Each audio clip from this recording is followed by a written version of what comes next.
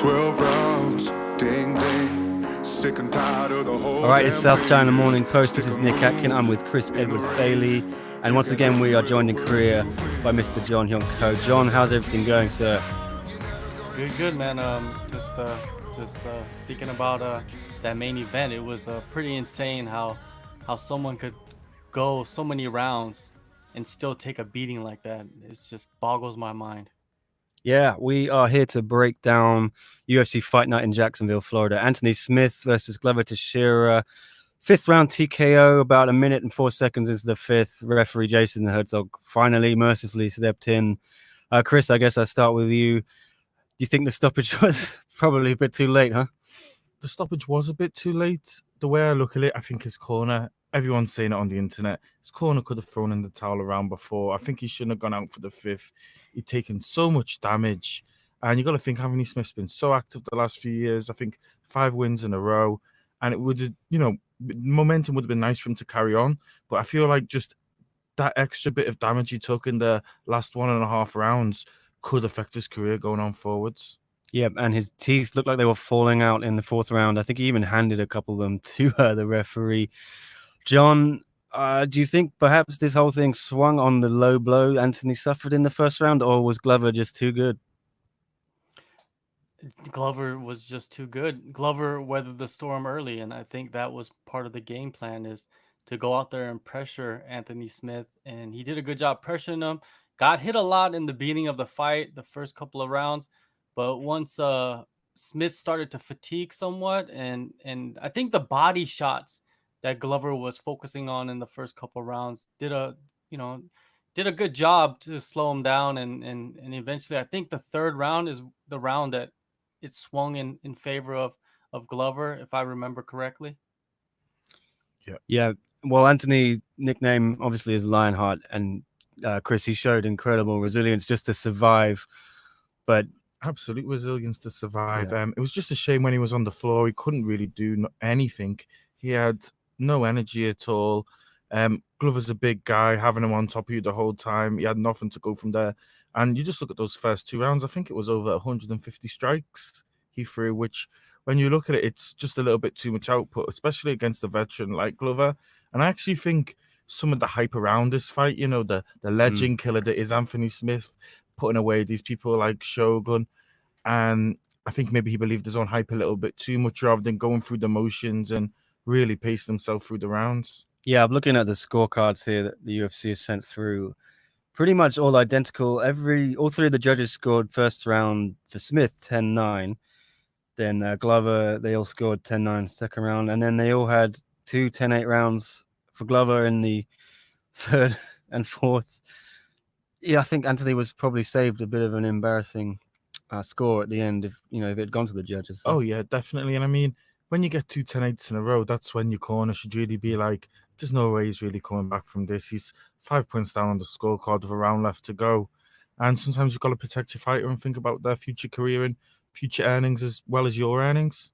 Yeah, John, what do you make of Teethgate? I think one of Smith's coaches has said they didn't realize it was teeth because Anthony wears veneers. They thought it was that.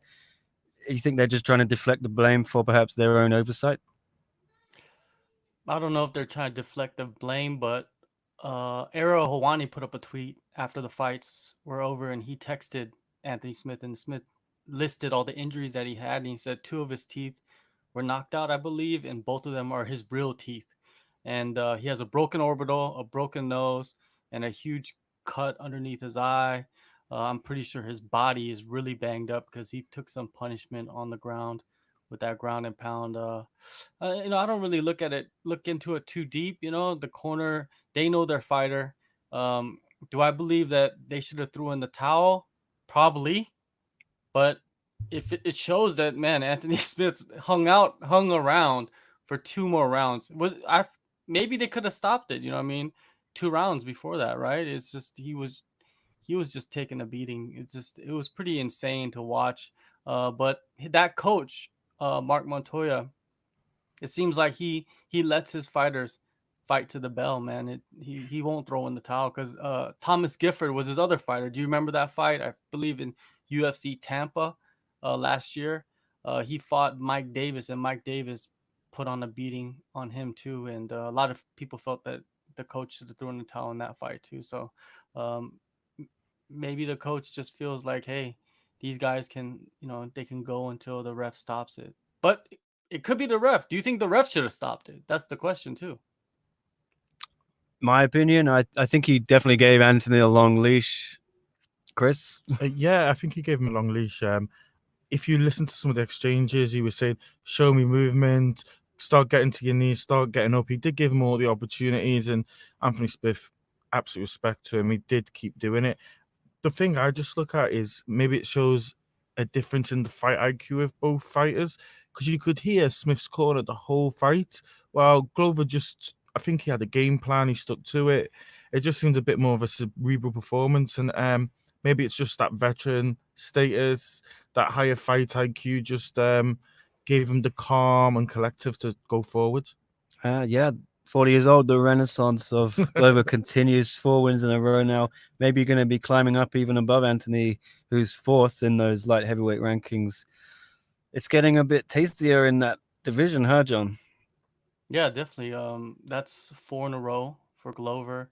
I remember the first time I interviewed Glover, I believe it was after the Corey Anderson fight, where he took a short notice fight against Corey Anderson, lost that fight, and he was very disappointed in that one, and he really wants that one back. And I feel like Glover, he could fight in a possible title eliminator against Dominic Reyes if you really wanted him to, jump up that high. But also you could put him against Corey Anderson, give him that rematch, because I know, man, I've been speaking with him a few times throughout the years, and he wants that rematch. And I feel Corey Anderson's another guy in the top 5 or so. So you could put him there. Jan Blachowicz seems like he's the next guy in line for the title shot, and I can't argue with that. So put Glover against either Reyes or Corey Anderson if Reyes is not ready. Yeah, well, Reyes has a good shout for a rematch with Jones, and Jones was talking about it yesterday. He said he'd do it if the UFC makes it worth his while. But talking of Jon Jones, like clockwork, he weighed in with some great insults on poor old Anthony. One of them I think he deleted was basically alluding to the home invasion ordeal Anthony went through, saying something like Glover looks like he's coming to steal Anthony's TV. Classy Jon Jones. Yeah, I don't want to criticize him, but kicking a man when he's down, eh, John? Well, Jon Jones is turning into a real piece of shit, on Twitter. It seems like, right? It's just he's attacking a guy that had his house broken into, and he had to fight the guy off. The guy was on like who knows what kind of drugs, and that might have actually hurt Anthony Smith going into this fight, because he had to fight twice in a month period. Because it seemed like if you watch that interview from a couple weeks back after he had that home invasion or break-in or whatever, he was kind of shooken up, man, traumatized from that, it seemed like. And maybe that had an effect on this fight. I don't know. Maybe that's why he gassed. I don't know.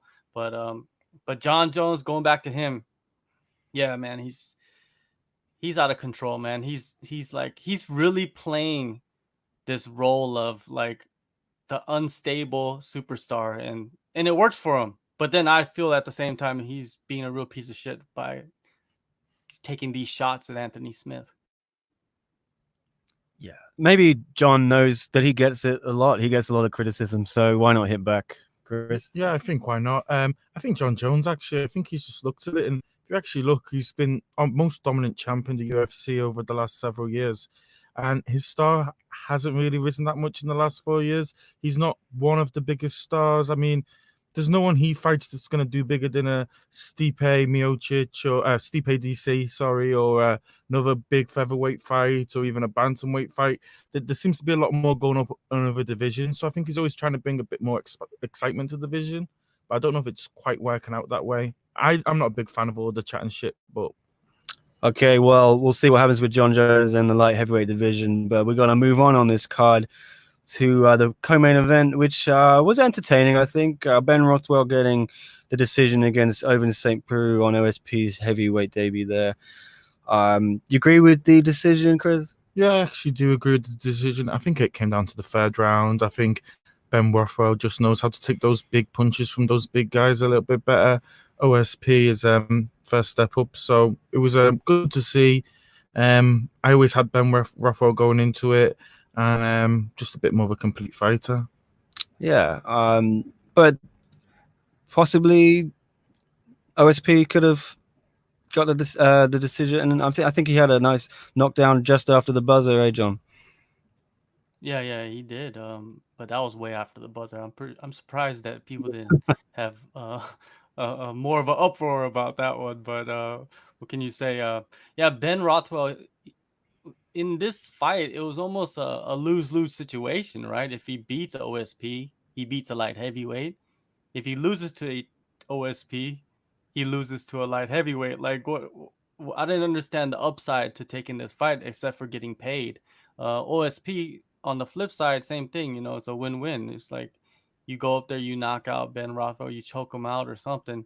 You know, you get paid and you beat a heavyweight. You know, if you lose, you lose. Whatever. So, the fight, yeah, Chris was saying the third round, Ben Rothwell came out just guns a-blazing, right? And I think that's what won him the fight right there, that early barrage on OSP. And it seemed like OSP just didn't recover from that too well for the rest of the third round. So, yeah, just Rothwell took it. To me, it was that third round when you actually realised that OSP had taken a lot of damage. You haven't really seen it before, but just in that third round, a few of those barrages, you realised he took a lot more damage, and he was struggling, particularly the last 2 minutes. So you see enough from OSP guys to want him to hang around in the division? Yeah, I think the division needs a bit more talent anyway. Middleweight's pretty crowded. John? Well, I don't see why not. You know, he's pretty much overstayed his welcome at light heavyweight. I don't see him battling for the title anytime soon. So why not just take on some of the bigger names in the heavyweight division? I could see him fighting Andrei Arlovski next. Why not? Let's put that fight together. Yeah, well, talking of Arlovski, not the best fight against Felipe Lins. There was another decision. Arlovski got the decision. Yeah, possibly the weakest fight on this main card, Chris. Yeah, it actually was pretty boring. Arlovski didn't really do much. He hasn't really done much in a long time. He moves in and out, steps forward, just smart combinations. But I can't remember the last time he's had a stand-up performance or a fight of the night bonus. Yeah. Any quarrels, John, with the decision? No. It's just Arlovski just blows my mind that he can continue to win against so-called prospects, right, that are coming up and not get knocked out every single time. He just keeps coming. He's like the Undertaker.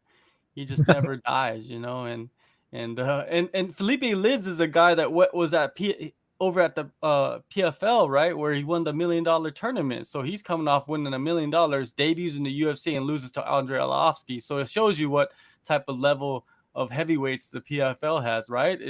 Am I wrong for saying that? Oh, that's fair. Yeah, I think it's a fair shout. Draw levels to this game. Yeah. If I was a heavyweight, I would just go to PFL right now. Just from that fight right there. I'll just go to PFL and go get $1 million. You're not getting paid even close to that in the UFC.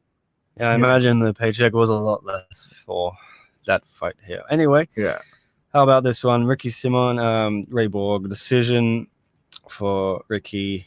Another decision, but a more entertaining fight, I think, Chris. Yeah, actually, this was probably my most enjoyable fight of the night or the morning, as it is here in Asia. I thought we saw a little bit of everything. Good ground game, great striking. The smaller guys always put on these interesting fights because of the speed. They can just go at each other from round one. I thought Ray Borg fought actually really, really well, but he just did look too small. And I do feel sorry for a lot of people who have been just forced to move up from that almost dead flyweight division up to the bantamweight division. And I like Ray Borg. He's got a great backstory. He seems like a great guy. All of his interviews are amazing. And just don't really know where his career is going to go from here. But wouldn't mind to see him over in one championship. Yeah, why not? John, you think maybe Ray Borg needs to shake things up a bit? Ray Borg just needs to go and take. I don't even know how old he is, but I'll have to check on that. But I think he needs to take like a 6 months to like a year and figure out like what he needs to do. Oh, he's only 26 years old. If when you look at him, he looks like he's like 45. I don't know why, right? But it just seems like he's been through the ringer throughout the years. And yeah, it's whatever he's doing is not working, right? He's losing fights, he's missing weight. Something always goes wrong throughout, in the last couple of years with the UFC. So he needs to reset. He needs to go back to the drawing board and find a new team. Maybe, I don't know, but it's just I don't know. I don't really enjoy watching him fight that much, to be honest with you. I don't feel like his style is that exciting. Um, yeah, I don't even really remember how he even got a title shot against Demetrius Johnson. It's almost like they just threw his name on the wall and he got lucky. But yeah, I don't know.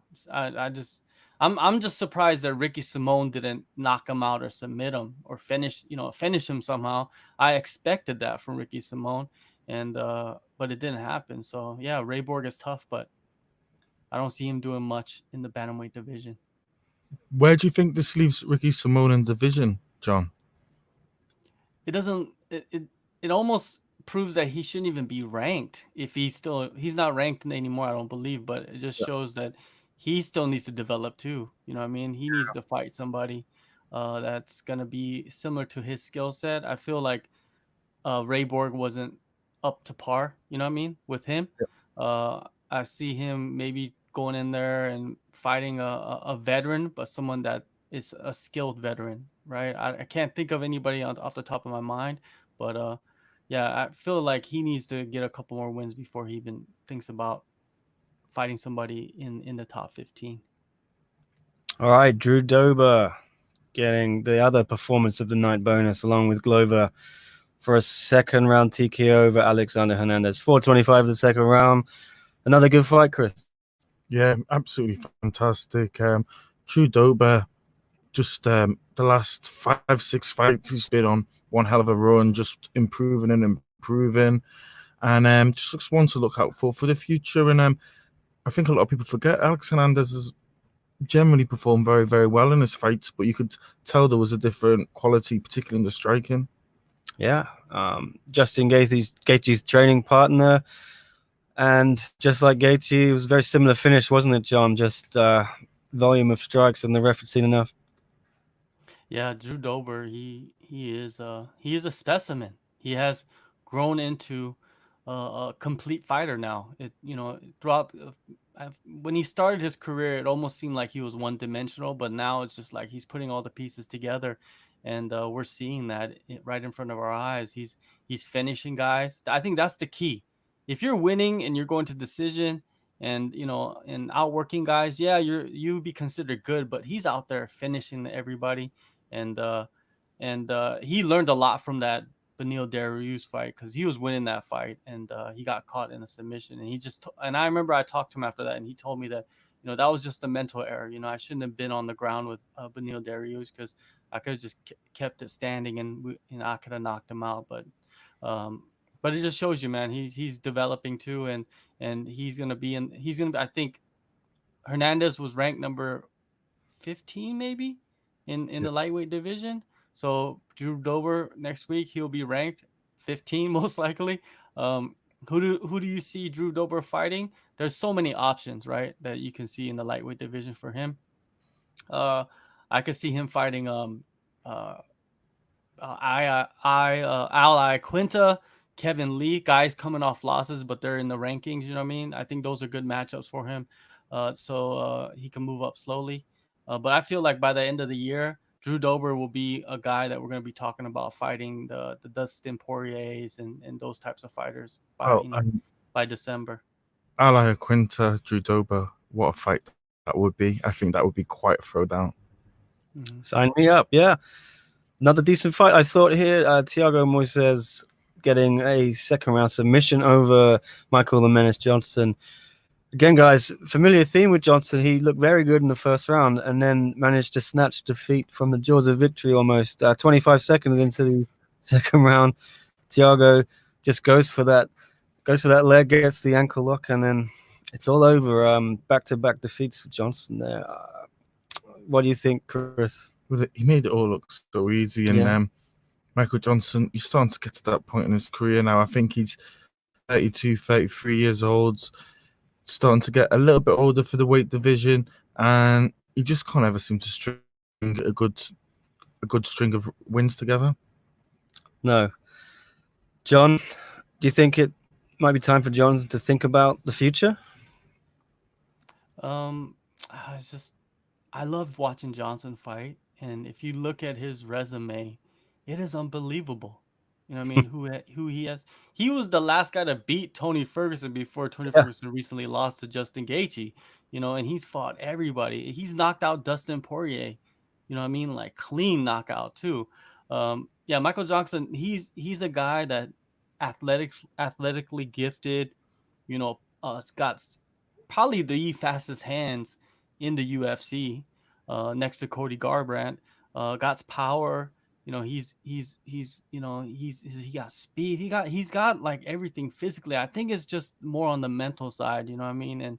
And being more prepared for every single variable in the octagon. And I feel like he wasn't prepared for that variable of leg locks in this fight. And if you watch the fight between rounds, Moises' coach told him to go to the ground, and he listened to him, man, and right away he got that submission. It was beautiful. Last podcast we were talking about we get to listen to the corners, man. I love that so much now. It's just like everything's so clear, and I feel like the fans, they're probably appreciating it more than we are, because we probably watch it and we listen to the corners no matter what. But now it's just like everything. You could hear everything. So Well, I noticed yeah, they were beautiful win for whispering a bit. Moises. I feel like some of the callers were trying to keep the voices down in between rounds a little bit more after seeing just how loud it was on Saturday at UFC 249. Huh? Yeah. You got to be careful. You don't Yeah. know who's texted. Just shouting your game plan over to the other corner.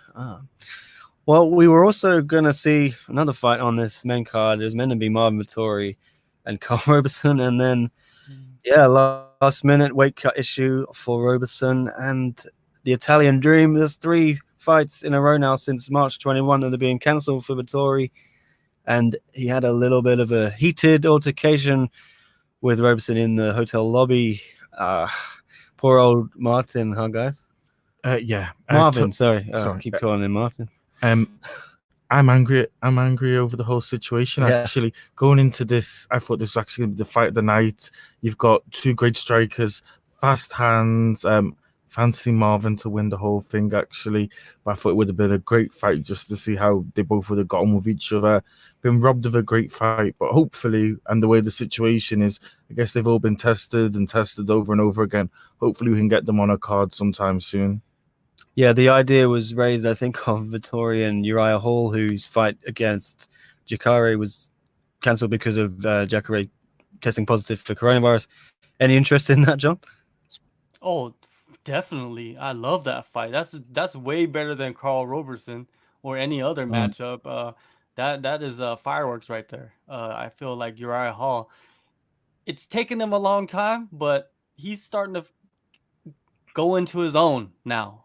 That's weird to say because it's been years and years since everybody thought, oh, he's the next Anderson Silva. Remember that? That was like 10 years ago or whatever. But Marvin Vettori versus Uriah Hall. I love that matchup. Marvin, he's a guy that carries a chip on his shoulder 24 hours a day, it seems like. And if anything happens that he feels is wrong, he's gonna address that. And I kind of love that about him, because he doesn't hide his emotions, and a lot of people, that's what they hate about him. And but hey, I love it, man. I love guys that come out and say what's on their mind. All right, we'll get to these prelims quickly, I guess. Sijara Eubanks getting a decision against Sarah Moraes. Right one, Chris? Yeah, just about. I mean, Sarah Eubanks, just unfortunately, as it is in a lot of MMA organizations around the world, the women divisions aren't that deep. She's just another one making up the numbers. She's never going to go on a title run. She's never going to main event big cards. But fair play to her. Keep going on and that money. Yeah, we had a gruesome injury.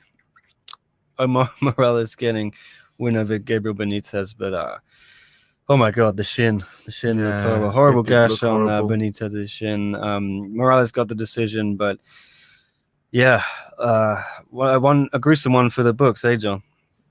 Yeah, just seeing that picture. If you want to like turn people away from MMA, you show them that picture. Like I'll be like, hey, I'll tell my wife, here you go, look at this, and then she doesn't even know what she's gonna be looking at, and she's like, oh my god, what is that? I always show her the gruesome injuries. The Frank Mir, big nog arm break that has traumatized her for years and years and years. She still remembers that. It's so funny. All right. Moving on, we also had Brian Kelleher getting a second round TKO against Hunter Azrael. Featherweight fight, Chris. Great fight, Yeah. actually. This was the one when I was sipping away on my coffee at 7:30 this very morning. early in Hong Kong. Yeah. Yeah, this was the one that really got the endorphins pumping and the adrenaline pumping, the old bloodstream. What a great fight. And I love what Brian Kelleher had said before the fight about he's always fighting people from the Contender Series. He's won 3 of them in a row. He wants to start fighting real people. And I think this is the way you do it is go out there, have a good performance, have a round, and then pick apart and win the fight. Yeah, John. Yeah, the contender killer. That's Brian Kelleher, man. He's just going in there and finishing the guys too. It's just Hunter Azure was undefeated before this fight, and he was doing decent before he got knocked out, right? It wasn't like it was a complete domination, but it just shows you Brian, that octagon experience, and being able to have that knockout power like he does. It's that's why his nickname is Boom. We saw that. Yeah. Heavyweight bout in the first fight on the card. Chase Sherman, 49 seconds, second round against Ike Villanueva. Another good finish there, Chris, huh? Yeah, good finish. Good to bring some new blood into the heavyweight division, and it was new blood versus a journeyman for better, for a better word. But yeah, just a good way to start off the night. Fairly competitive for the first round, but it was always going to go that way when you look at the records. Yeah, John. Overall, I was entertained. Did you like the whole card? Yeah, it was good. It was a fight night card, and there was a bunch of good fights on there. When you got a couple fights that you feel could be fight of the night, it's a good card. I felt like 3 fights on the card could have been fight of the night. You got uh, Dober Hernandez. That was a really good fight, and then what is it? I'm blanking for some reason. I felt like even Glover and Anthony Smith could have been a fight of the night because it just shows like the toughness of Smith. So yeah, overall, I feel like this card uh, over like reached over my expectations. You know what I mean? And I feel a lot of people didn't expect too much, and we got some good entertainment out of it. How did that dynamic work for you guys of having one show on the Saturday or Sunday in Asia and then one on the Wednesday, Thursday in Asia? Very quick turnaround. Were you perhaps having did you want another card so quickly, or did it perhaps come too soon for you? I was actually all up for it, and then when I got just to the very beginning of the card, I felt a slight bit of fatigue as we got towards the main card. I felt, oh, I haven't had a week to think about this or to look into this or to hype it up and build it up and cut with the plot lines and storylines that drive it on. It's very much been, we finished the previous UFC event on a Monday. Tuesday we've got the build up, then the weigh-ins, and then we're straight into it. But I mean, we can't argue about more UFC, can we? No, especially after not having anything for 2 months. John, yeah, any fatigue for you, or did you enjoy the novelty aspect? Would you like to see them do more Wednesday shows maybe going forward? Well, if you're on the lockdown, if you're in quarantine, of course you want more. There's not much you're really doing. So if you can fill part of your day with a UFC, a live UFC, that's a good day to for us, we start our day like that, and that's a good way to start your day. If you get some good fights in, you're kind of pumped, and maybe you could go work out after the fights. You could go do something, right, since the blood's flowing. Yeah, so I don't really mind it, but I feel like if it was like the world was normal, having these middle of the week cards, it's not optimal, to be honest with you. Well, yeah, especially when it's your job to cover these things. I got to say, I'm very thankful to have this stuff because it was like the Sahara Desert before. Blood from a stone, trying to find content to write about. I know there's problems with the safety and the health and all those issues with coronavirus, but you got to give props to the UFC, I think, for the way they've handled it. Only one positive coronavirus test, and seems most of their protocols are working, huh? Oh yeah, the UFC definitely has done an amazing job. I think other sports organizations, other sports leagues, other promoters will probably going to them asking them for the guidebook and how they did it. And I think we'll actually see them have an effect on other sports and resume onwards. Yeah, and by the sounds of it, John, I think it was 700,000 pay-per-view buys for UFC 249. That's a pretty good return when you consider maybe Ferguson and Gaethje aren't those mainstream level stars. Yeah, Scrooge McDuck, buckets of cash right there for a pay-per-view that probably wouldn't have gotten 300,000, really, to be honest with you, if it was like during normal times around the world. But 700,000, that's what I think Jon Jones pay-per-views garner. So they overachieved big time with that. Lots of money right there. I'm wondering what's gonna happen with 250. I don't see that number coming in 250 though. Yeah, looks like they may have to beef that card up a little bit. That card is going to need some, not just beefed up. I think it's going to need injected with all the steroids in the world for me to Yeah, get. USADA's gonna have to take the day off on that one. Yeah, well, since we last spoke about 249, Conor McGregor has obviously opened his mouth. Maybe we talk a little bit about this. Yeah, Conor went on a Twitter rampage on Monday, calling out almost everyone at the top of the lightweight division: Khabib, Tony, Gaethje, Poirier. I think, John, I saw a tweet from you that summed it up quite well. He said Conor McGregor has the world of MMA in the palm of his hand. No, yeah, something like that. I said something like that. Yeah, he does. It's Conor McGregor's Conor McGregor. Uh, he is an icon. Not many people in this sport you can label them as an icon like him. GSP was an icon or is an icon, and a few others. But yeah, when you're an icon, you could say whatever you want, and people are gonna eat it up. They're gonna write 50 million articles about it, and especially if you're still in the mix of a title race or whatever you want to call it. Yeah, uh, I don't really pay attention. I didn't even read all the tweets. You know what I mean? Because everybody else is telling me. If you scroll down social media, everybody else is telling you what he's written, right? So I didn't even actually read everything that he tweeted out. But it just seemed like he was just rambling, though. Didn't it seem like it was very erratic what he was writing?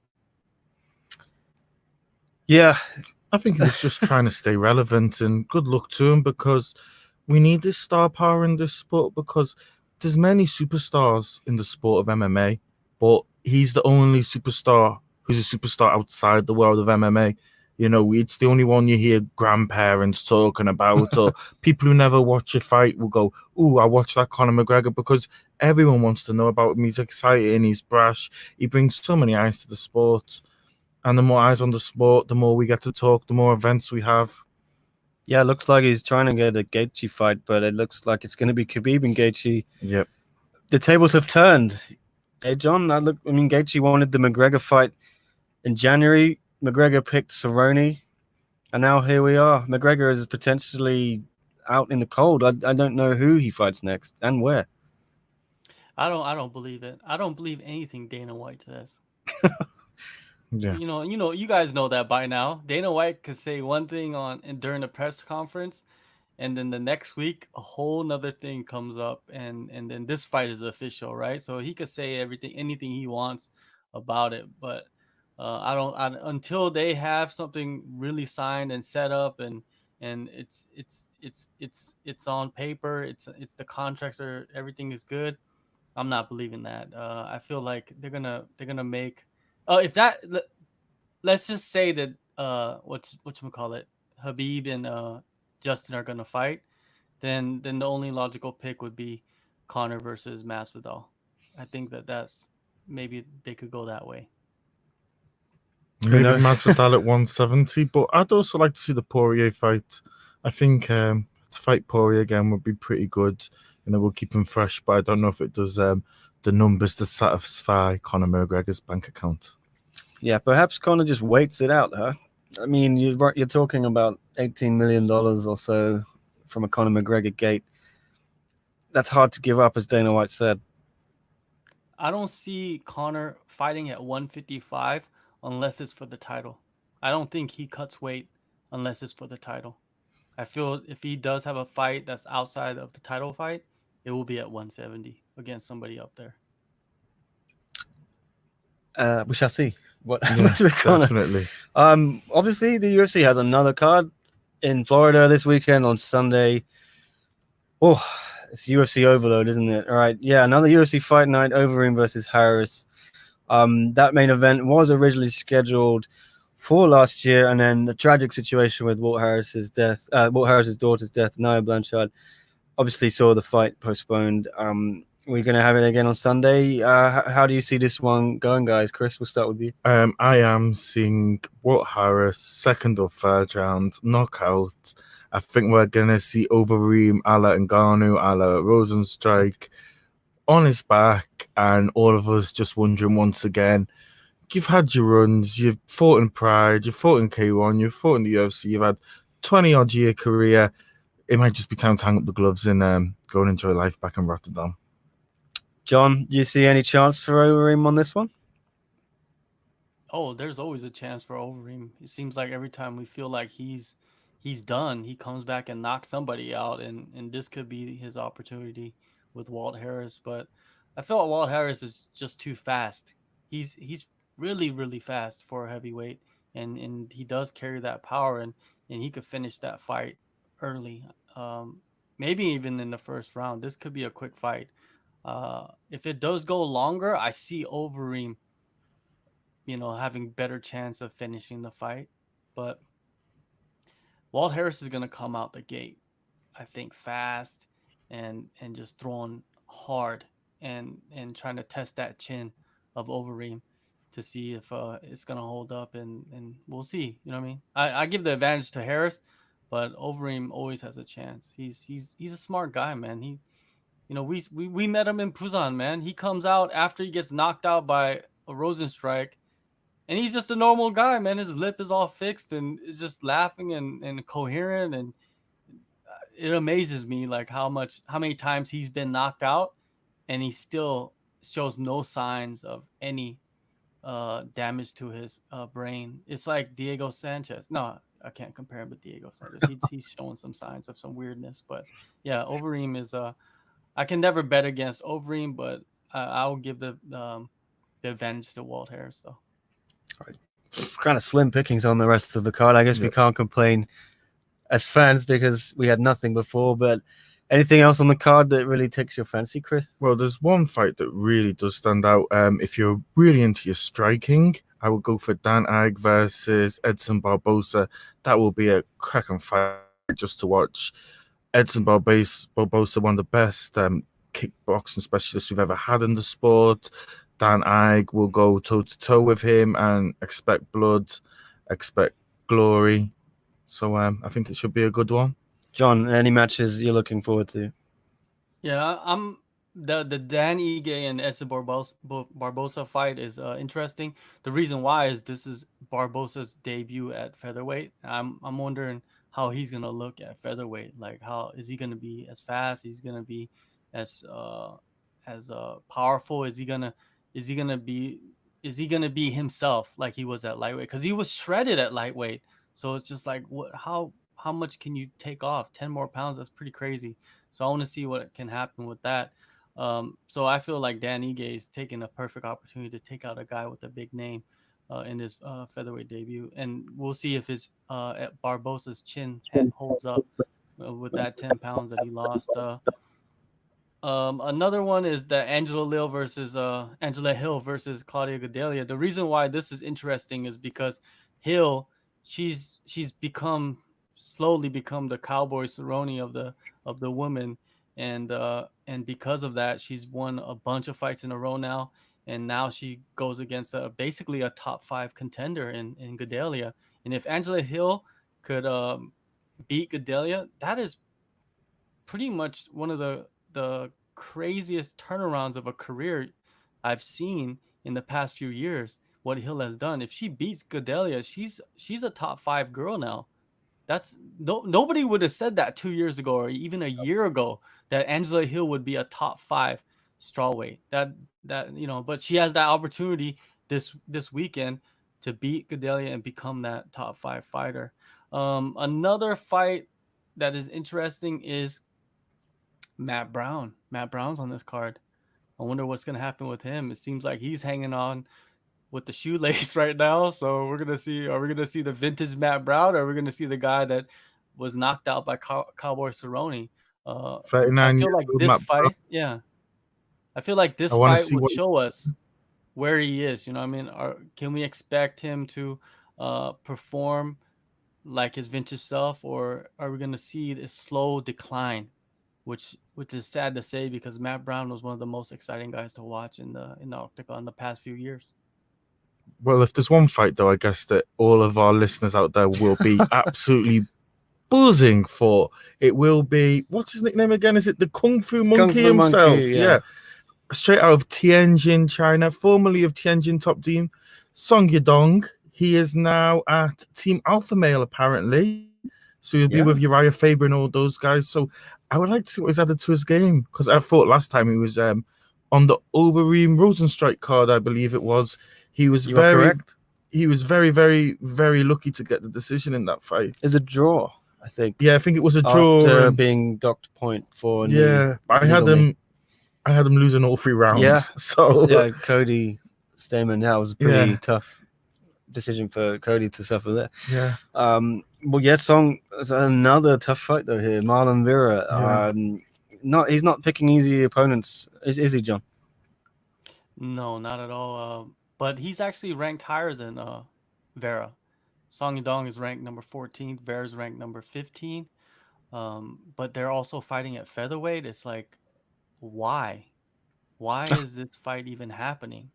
You know, they're too close in the rankings. It's not like they're 5 and 6. You know, it's not like they're 3 and 6 or something like that. They're 14 and 15. It's kind of odd, this matchmaking and them fighting at featherweight. But I don't like this matchup for Song Yadong. I feel Marlon Vera is too gritty of a veteran. He can fight in almost any position and finish the fight. Song Yadong hasn't showed us that. And his last fight, it kind of exposed him somewhat, and I feel Marlon Vera could go in there and overwhelm Song Yadong. What do you guys think? You guys think Song Yadong has more power than Vera? It kind of seems like, right? But we don't know at featherweight. Yeah, I think Song Yadong has a bit more power. It's a little bit more stacked. And the thing with Song Yadong that we still do have to remember is he's still only 22, 23, still learning his craft.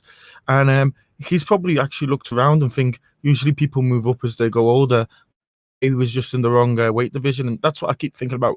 Going to Team Alpha Male, away from Tianjin Top Team, with higher caliber opposition. Maybe he's been visiting the Performance Institute. They've been teaching him how to eat, how to cut. You never really know how all this works. So Marlon Vera, I would put down probably as my favorite. But I think with a move to the US to a much more competitive gym and a great gym in itself, Team Alpha Male, I just think we might see some changes in his game. And I think that's what people will be talking about come Sunday afternoon our time, Sunday morning US time. All right, yeah. Well, we'll look forward to it. 3 cards in the space of 8 days.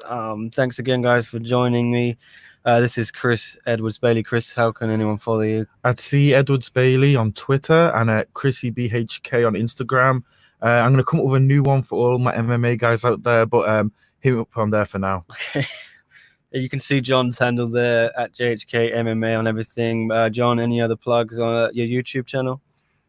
Yeah, YouTube channel is John Hyung Ko, but you could just search Kumite TV and it should all come up somewhere on there.